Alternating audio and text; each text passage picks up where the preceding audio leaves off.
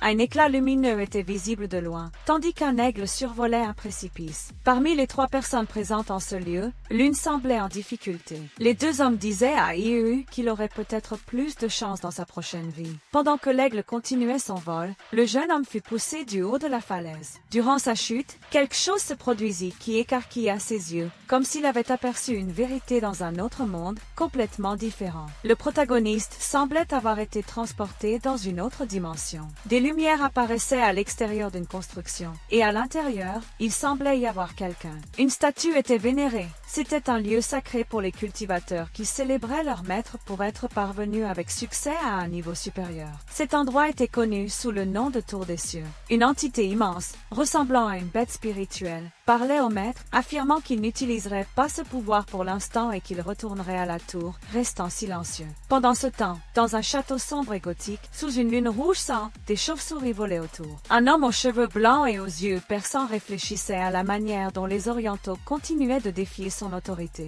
Vêtu avec élégance, portant des vêtements impeccables et des chaussures cirées, il ordonnait à ses subordonnés de capturer toute la noblesse restante. Dans un monastère éloigné, une jeune femme tenait un livre sacré et priait le Créateur de lui accorder force et courage. L'aigle volait vers elle, comme s'il apportait un message important. Le protagoniste, maintenant dans le ciel, semblait voler librement aux côtés de l'oiseau, heureux d'avoir construit sa fondation. En contrebas, quelqu'un criait son nom, le suppliant de revenir. Il répondit à l'appel et atterrit devant un homme qui l'attendait. Cet homme révéla que le temps nécessaire pour achever la fondation serait de 2000 ans. Le maître face à lui semblait préoccupé, car l'énergie du monde avait considérablement diminué. En entendant cela, le protagoniste fut également troublé à l'idée d'avoir autant de temps devant lui. Le message, semblable à un hologramme, se dissipa devant lui, confirmant que l'énergie mondiale était effectivement plus faible. En survolant cet endroit, il avait du mal à croire qu'à ses yeux, seulement 2 jours s'étaient écoulés. En réalité, déjà 2000 ans avaient passé. Tandis qu'il survolait la région, il remarqua quelque chose d'étrange se produisant non loin de là. Il baissa les yeux et vit 2 hommes poussant un jeune homme du haut d'une falaise. Indigné, il demanda qui ils étaient et comment ils osaient faire une telle chose. Les 2 hommes, bien habillés et armés, furent surpris de voir quelqu'un flotter dans les airs sans aucune protection. Néanmoins, ils réagirent en l'attaquant. Le protagoniste réalisa qu'il possédait un certain niveau de cultivation, mais leurs armes n'étaient pas de son époque. Malgré tout, il ne fut pas difficile pour lui de paralyser leurs attaques en plein vol.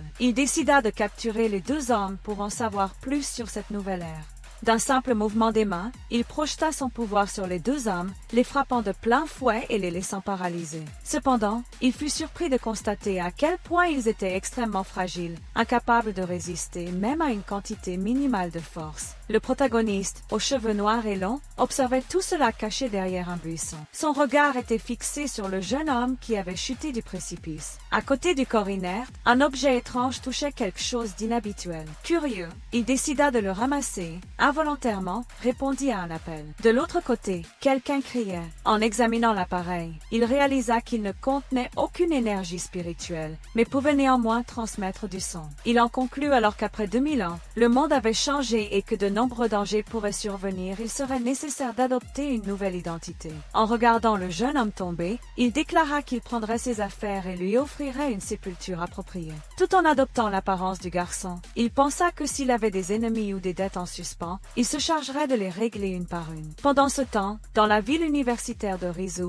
sur une rue commerçante, une jeune femme semblait accablée. Elle ne souhaitait pas se marier avec le petit-fils d'un homme simplement parce qu'il avait sauvé ses parents. Son ami, Jean Xoreu, tentait de la calmer, disant qu'en restant dans cette ville, ses parents ne pourraient pas la forcer. L'autre, nommé Linkanang, expliquait que l'engagement avait été conclu par son grand-père, qui avait été gravement blessé l'année précédente. Elle refusait l'idée de se marier par gratitude et envisageait de fuir pour trouver un médecin capable de guérir son proche. En volant dans le ciel, le protagoniste réfléchissait. Le corps qu'il avait emprunté portait la même identité qu'il utiliserait désormais. Il comptait rejoindre une secte et en apprendre davantage sur ce nouveau monde. Il aperçut quelque chose de grand au loin et vola dans sa direction. C'était un avion, et à l'intérieur, les passagers regardèrent, stupéfaits, l'homme volant. Il trouva étrange que ce bateau volant, ne libère aucune énergie spirituelle. Bien qu'il vole haut, il percevait qu'il y avait encore beaucoup de personnes puissantes à découvrir. Mais en s'approchant de la fenêtre de l'avion, il effraya un couple qui se plaignait du bruit. Après avoir légèrement tapé contre le hublot, il sembla perdre un peu l'équilibre et tomba jusqu'au sol. Il réalisa qu'il avait été imprudent de descendre d'une telle hauteur, mais puisqu'il était déjà là, il décida d'en profiter pour se reposer et observer le paysage. Soudain, une ombre recouvrit l'endroit où il était assis. Surpris, il se leva en voyant un immense lion s'approcher jusqu'à réaliser que c'était simplement une enfant avec un sac à dos en forme d'animal. La fillette commença à poser de nombreuses questions, pensant que l'homme était fatigué parce qu'il avait faim. Il répondit poliment et remarqua que la petite ne possédait aucune énergie spirituelle. Voler cette courte distance avait déjà consommé presque toute son énergie, le laissant un peu instable. Il décida de s'asseoir sur un banc et pensa, jusqu'à atteindre le stade d'âme née, il devrait rester discret et agir avec prudence.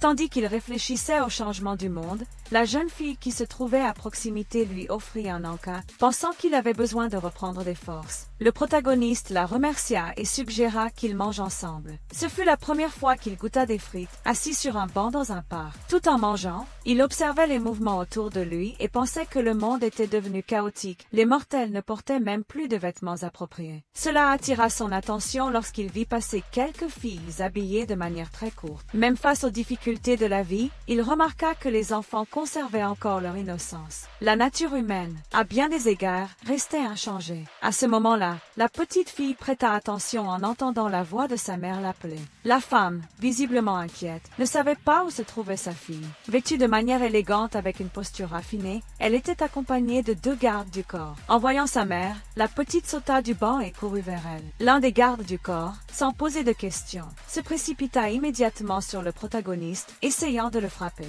Il réussit à esquiver le premier coup, mais ensuite, le garde agrippa sa tête et son bras, tentant de le tordre et de le projeter contre le banc. Cependant, simplement avec la force de son esprit, le protagoniste fit reculer l'homme, surpris par la facilité de l'action. Le garde s'éloigna en disant qu'il aimerait se battre à nouveau avec lui et demanda qu'il l'attende. La jeune femme riche, confuse, demanda pourquoi le vieux roi semblait si enthousiaste à l'idée de se battre. La fillette, enchantée, applaudissait, trouvant que ce grand frère était très fort. La mère, inquiète, demanda à Yin ce qu'elle faisait avec cet inconnu. Après avoir entendu la version de sa fille, la femme ordonna au garde de s'incliner et de présenter ses excuses. À contre-cœur, le garde s'approcha du protagoniste, toujours assis sur le banc, et s'excusa, affirmant qu'il l'avait confondu avec un ravisseur. La femme, gentille et polie, s'approcha de lui et le remercia d'avoir pris soin de sa fille. Elle lui remit un paquet pendant que la voiture était déjà prête à partir. Mais la petite voulait dire au revoir à son nouvel ami. En prenant les mains de la fillette, il réalisa qu'en dépit de son jeune âge, elle portait en elle une maladie étrange. Plongeant la main dans sa poche, il conclut qu'il ne serait pas difficile de la guérir. Il murmura quelque chose avec tendresse et lui remit une pilule, disant que si elle se sentait mal,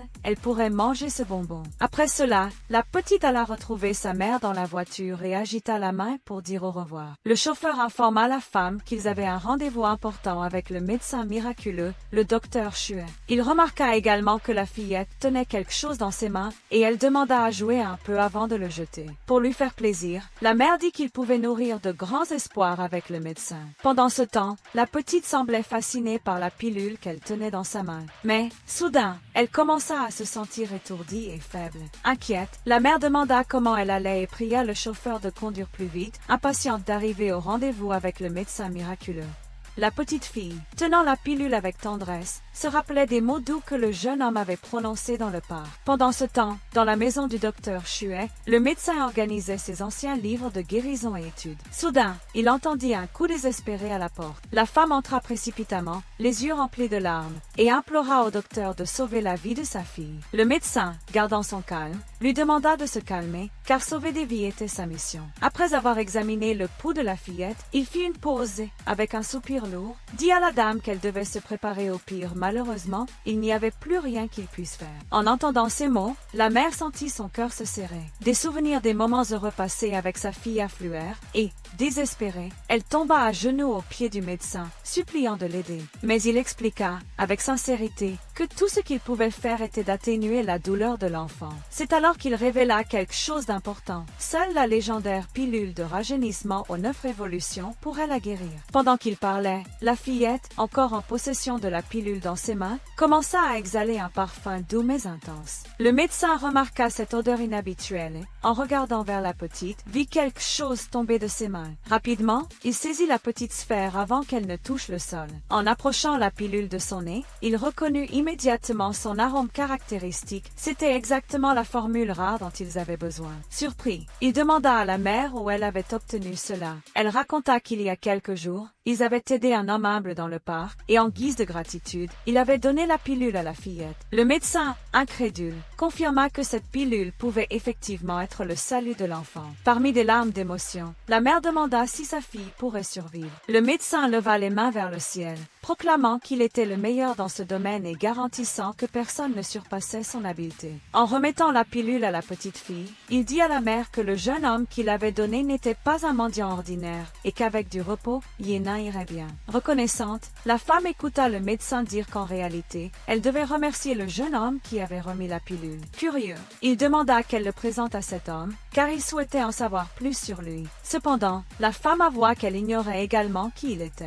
Le chauffeur, alors, se rappela avoir vu le jeune homme près d'une université et suggéra qu'il pourrait peut-être y étudier. Cette idée enthousiasma la mère, qui décida d'aller jusqu'à l'université pour découvrir qui était cet inconnu bienveillant. Pendant ce temps, le médecin réfléchissait. Si ce jeune homme possédait réellement une pilule aussi rare, il pourrait être quelqu'un de spécial. Il décida qu'il ferait tout son possible pour protéger cette mystérieuse existence. Loin de toute cette agitation, le protagoniste marchait tranquillement dans la ville lorsqu'il reçut soudain un appel. Il trouva cela étrange, car cet appareil n'avait sonné qu'une seule fois depuis qu'il l'avait récupéré et était resté silencieux depuis longtemps. Surpris, il répondit à l'appel et entendit une voix de l'autre côté demander « Où êtes-vous » Pendant que la personne parlait au téléphone, le protagoniste trouva la voix familière et demanda si elle était libre pour déjeuner. Cette voix l'émouvait profondément. C'était comme s'il avait été transporté dans une autre époque, un autre lieu, se remémorant des temps depuis longtemps révolus. Il répondit à la femme de ne pas s'inquiéter, car il arriverait à l'heure du déjeuner. Perdu dans ses pensées, il réalisa qu'il avait d'abord rencontré un jeune homme portant le même nom que lui, et maintenant cette tante avait une voix identique à celle de l'épouse de son ancien maître. Il se rappela également que,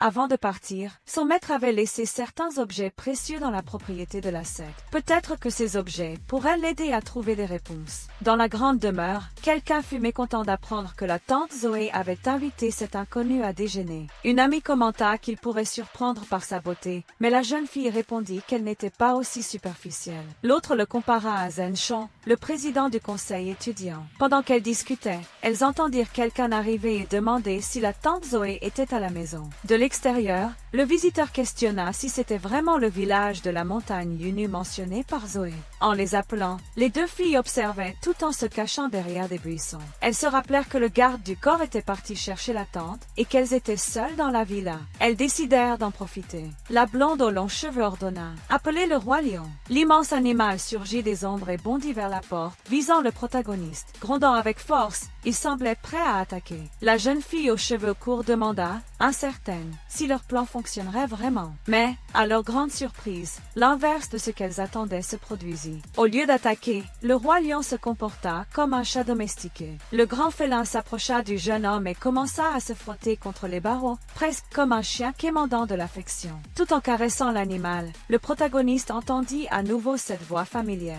Il se retourna et vit une silhouette qui fit battre son cœur plus fort. La femme devant lui ressemblait étrangement à l'épouse de son maître. En la voyant s'approcher, il réalisa que la ressemblance allait au-delà de la voix. Elle était presque une copie physique de celle qu'il admirait tant dans le passé. La femme sourit en voyant comment le jeune homme la traitait et dit gentiment « Vous pouvez m'appeler comme vous l'avez toujours fait. Je n'ai pas changé. » À ce moment-là, tante Zoé observait tandis que sa fille courait dans les bras de sa mère, disant qu'elle avait senti sa nostalgie. Animée, la petite fille raconta à sa mère qu'un homme était entré et avait effrayé le roi lion. Voyant que sa fille était impolie envers le visiteur, Zoé lui donna une légère tape et demanda « Arrête d'être grossière et salue correctement ce jeune homme. » Avant que la jeune fille puisse protester, sa mère ajouta « C'est quelqu'un avec qui j'ai grandi. » Avec agilité, Zoé poussa légèrement sa fille vers le jeune homme et dit « Montre-lui la maison et sois poli. » Peu après, la tante Zoé dit qu'elle avait quelque chose d'important à faire et demanda à sa fille de bien s'occuper de leur invité. Enthousiaste, le protagoniste imagina que la jeune femme engagerait la conversation. Alors il sourit et dit « C'est un plaisir de vous rencontrer. » Mais à peine eut-il fini de parler qu'il réalisa qu'il était déjà seul. La jeune fille était partie depuis longtemps, sans même répondre. Malgré cela, il ne s'inquiéta pas. Il décida de considérer cette famille comme s'il en faisait réellement partie, comme s'ils étaient les descendants de son maître après 2000 ans. En entrant dans la propriété, il sentit une énergie étrange dans l'air. Rapidement, il identifia une formation spirituelle cachée dans les veines de la terre. En l'analysant, il comprit clairement que cet arrangement drainait la vitalité de toute la famille. Le protagoniste conclut que celui qui avait créé cela ne comprenait même pas les principes fondamentaux du culte. La jeune fille gâtée interrompit ses pensées, et pendant qu'il marchait, elle compara l'endroit où il vivait avec la grande demeure où il se trouvait. Elle ajouta que ce lieu était autrefois un bâtiment abandonné, mais qu'il y a 18 ans, son grand-père avait rencontré un maître de Feng Shui qui avait restructuré toute l'énergie du terrain. En ramassant une feuille tombée au sol, le protagoniste demanda si ce maître de Feng Shui était quelqu'un de puissant. La jeune fille, enthousiaste, répondit que oui. Elle raconta qu'il y avait quelque temps, lorsque son grand-père avait failli mourir d'une maladie grave, c'était précisément ce maître qui avait sauvé sa vie. Avec ces informations, le protagoniste commença à se méfier profondément de ce prétendu maître de Feng Shui. Pendant qu'il visitait la maison, la jeune femme montrait les pièces, mais le faisait avec une mauvaise volonté évidente. À ce moment-là, l'un des employés arriva et appela le jeune homme Monsieur Iu, ce qui fit immédiatement réprimander l'homme par la jeune fille. Dans ses yeux,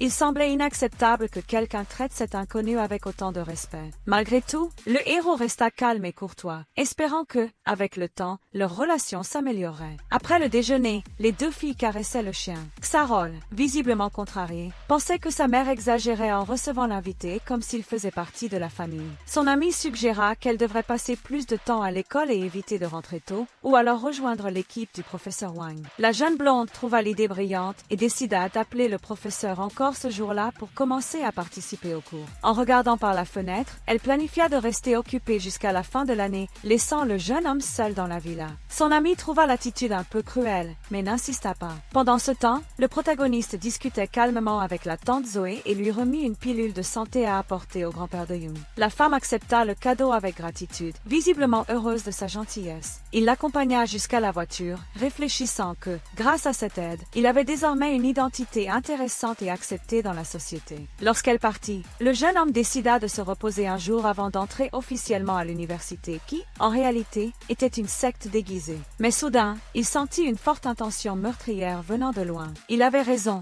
non loin de là, plusieurs hommes se préparaient à conclure la mission qui avait échoué auparavant, l'éliminer. Ils encerclèrent silencieusement la villa, observant chacun de ses mouvements, convaincus qu'ils pourraient le surprendre. En un instant, ils lancèrent des objets tranchants dans sa direction. Avant que la première attaque ne touche le sol, tous se précipitèrent sur lui, essayant de le piéger. Les cris des assaillants furent si forts qu'ils effrayèrent les oiseaux, les faisant s'envoler précipitamment vers le ciel. Ils croyaient que cet homme avait eu le courage d'éliminer leurs camarades, et pour cette raison, certains des assaillants envisagèrent de lui offrir un choix. Après tout, le jeune homme semblait encore jeune, peut-être même compréhensif. Cependant, avant même qu'ils ne puissent présenter leur proposition, ils furent surpris par la vitesse impressionnante du protagoniste. Les sbires trouvèrent étrange la manière dont il se déplaçait, presque comme s'il n'était pas humain. Malgré tout, le chef du groupe resta calme. Il ordonna à ses hommes de se diviser et de fouiller la zone jusqu'à ce qu'ils le trouvent. Dans son esprit, s'il pouvait apprendre cette technique de disparition, son propre pouvoir augmenterait considérablement. Malgré une apparence de calme, quelque chose commença à échapper à son contrôle. Le leader utilisait une boussole mystique capable de localiser l'ennemi n'importe où. Cependant, à sa grande surprise, l'instrument commença à pointer directement vers lui-même. Avant qu'il ne puisse réagir, l'ennemi le prit totalement au dépourvu. D'un simple coup léger, le protagoniste fit perdre connaissance au chef. Rapidement, il ligota le meneur ainsi que tous ses complices. Il voulait des réponses. Pourquoi était-il après lui? Le chef resta silencieux, mais intérieurement, il reconnaissait à quel point les compétences du jeune homme étaient extraordinaires.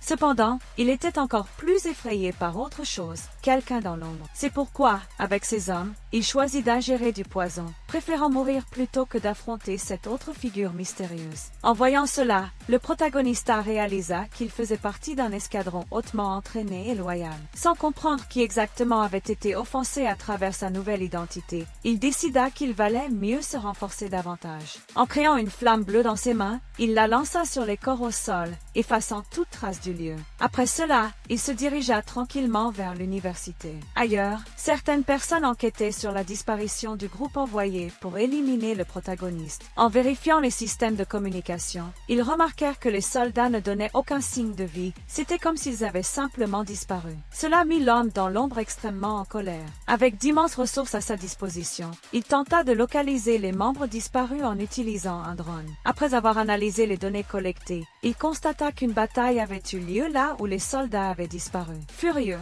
il perdit le contrôle et libéra son pouvoir autour de lui. La pression meurtrière qu'il dégagea fut si intense qu'elle arracha portes et fenêtres des murs. Son ordre fut clair: envoyer quelqu'un de compétent. Qu'il termine ce travail maintenant. Peu après, un trio expérimenté fut désigné pour la mission. Loin de là, le protagoniste marchait dans les rues, éprouvant quelques difficultés avec les transports publics de la ville. Tout dans ce monde était trop futuriste pour lui. Il choisit de rester discret, évitant d'attirer une attention inutile. Tout en réfléchissant au changement du temps, il passa devant un homme accompagné de 2 femmes. Le sujet semblait malade, ce qui attira l'attention du héros. Lorsqu'il s'approcha, les femmes l'avertirent: faites attention, cela pourrait être une arnaque. En les regardant, le protagoniste pensa en lui-même: dans ce nouveau monde chaotique, les gens étaient devenus froids et indifférents. Malgré tout, il s'arrêta pour observer la scène de plus près, prêt à intervenir si nécessaire. Cependant, son maître lui avait toujours enseigné d'éviter les injustices et d'aider ceux dans le besoin. C'est pourquoi, sans hésiter, le protagoniste décida de faire sa part. Il plaça une pilule dans la bouche de l'homme malade, l'adossa avec précaution, puis partit rapidement. Tout en marchant, il pensa en lui-même: ce gars a eu de la chance de me rencontrer. Pendant qu'il s'éloignait, les 2 femmes qu'il avait averties auparavant furent surprises et charmées par son geste généreux. Quant à l'homme qui avait été malade, il resta adossé au mur, mais soudain ouvrit les yeux comme s'il avait renoué avec la vie. Une personne à proximité manifesta son inquiétude pour son état, mais lui, encore un peu hébété, se rappelait clairement du jeune homme qui lui avait donné le remède. En étant aidé à se relever, il conclut avec gratitude: je dois retrouver mon bienfaiteur et lui rendre ce service. Pendant ce temps, à l'université de Hazel, Char était satisfaite d'être de retour. Ainsi, elle pouvait fuir la présence du protagoniste. Son ami commenta avec enthousiasme avoir entendu dire qu'un nouvel élève avait été transféré et espérait qu'il serait beau. Dans la salle de classe, la professeure demanda le silence et annonça: accueillons notre nouveau camarade. Plusieurs filles commencèrent à chuchoter, et certaines trouvèrent le garçon séduisant. Tiarol, cependant, ressentit quelque chose de familier chez lui. Les 2 amis ne tardèrent pas à spéculer si c'était vraiment lui. La professeure demanda alors au nouvel élève de se présenter. Le jeune homme choisit d'utiliser son vrai nom, Ibeana. La présentation fut brève, mais attira l'attention des filles de la classe. Xaro se sentit soulagé en remarquant que, bien qu'ils partagent le même nom de famille, leurs prénoms étaient différents. Sa copine, cependant, ne perdit pas de temps et informa la professeure qu'il y avait une place vide près d'elle. Comme le siège était proche de Char, la professeure demanda: que penses-tu de cette idée? La jeune fille répondit avec enthousiasme: ce serait génial de s'asseoir à côté de lui. Cependant, avant que la professeure ne puisse diriger Ibeana vers l'emplacement indiqué, le jeune homme avait déjà quitté la salle. Elle soupira simplement en le voyant s'éloigner, tandis que les filles à proximité admiraient sa présence et ignoraient discrètement les demandes d'autres élèves pour s'asseoir à ses côtés. Sans hésiter, le protagoniste s'approcha d'une jeune femme aux cheveux courts et demanda calmement: puis-je m'asseoir ici? Tandis qu'il s'installait à côté de l'étudiante charmante, certains garçons observaient de loin, visiblement mécontent de son attitude. Peu de temps après, la cloche de la récréation sonna et les élèves commencèrent à sortir de la classe. Dans le couloir, un jeune homme grand et blond posa la main sur l'épaule du protagoniste, clairement voulant provoquer une dispute. Son ami, aux cheveux rouges, dit avec irritation: ne t'approche pas de Char, elle n'est pas pour toi. Le protagoniste garda son calme, sourit et répondit poliment: bien sûr, je resterai bien loin d'elle. Je ferai même un détour si nécessaire. Déjà un peu éloigné des 2, il ne put s'empêcher de faire apparaître une petite étincelle électrique dans les cheveux rouges du jeune homme. Cependant, aucun des 3 ne remarqua que les cheveux du rouquin commençaient à fumer. Pendant ce temps, IUU suivit tranquillement vers la cour. À l'intérieur du couloir, les cris augmentaient, causés par un certain jeune homme dont les cheveux avaient finalement pris feu. Déjà à l'extérieur, le protagoniste réfléchissait à quel point il était inutile pour un jeune homme de feindre avoir du pouvoir lorsqu'il ne possédait même pas un niveau décent de cultivation. Descendant calmement les escaliers, il décida de chercher la bibliothèque. Il voulait jeter un coup d'œil à quelques vieux livres et en apprendre davantage sur le monde moderne. Tandis qu'il marchait dans les couloirs de l'université, deux filles chuchotaient avec enthousiasme. Il a choisi de s'asseoir à côté de Wang. Peut-être qu'il s'intéresse à elle. En le voyant approcher, elles imaginèrent qu'il pourrait être là pour l'une d'entre elles. Mais lui, de loin, les observa avec une certaine insatisfaction. Il ne semblait pas impressionné par leurs attitudes. Pour aggraver la situation, un oiseau vola au-dessus de lui, par malchance, laissa tomber quelque chose juste sur sa chaussure impeccablement propre. Irrité, il se pencha pour la nettoyer. À ce moment-là, le vent souleva la jupe de Xiaolu, qui la retint rapidement avec ses mains. Son ami aux cheveux courts, voyant le protagoniste agenouillé, plaisanta. On dirait presque qu'il te fait une confession. Xiaolu, embarrassé, s'enfuit précipitamment en criant « Je suis encore jeune. Je ne veux aucun engagement maintenant. » Le protagoniste, confus, ne comprit rien. Pour lui, faire une confession sans fleurs ni déclaration sérieuse était impensable. Pendant ce temps, ailleurs, le jeune homme aux cheveux rouges était complètement chauve, résultat de la petite étincelle magique que le héros avait provoquée. Furieux, il réalisa qu'il avait été trompé. En plus de perdre ses cheveux, il découvrit que le protagoniste s'était soi-disant confessé à Charon. Rempli de colère, il décida d'aller personnellement castrer cet individu avant qu'il ne cause plus de problèmes à sa déesse. Pendant que tout cela se passait, le protagoniste était déjà dans la bibliothèque, fouillant les étagères et attirant l'attention de certains camarades, qui riaient doucement de son comportement désuet. Cependant, quelque chose attira son attention. Les lettres sur la porte d'une salle semblaient familières. En s'approchant, il lut « Salle des documents anciens ». Cela lui parut étrange. Peut-être y avait-il là une méthode spirituelle ou une technique perdue dans le temps. L'une des personnes présentes dans la bibliothèque tenta à l'avertir. « Cette salle est interdite. Vous n'avez pas le droit d'y entrer. »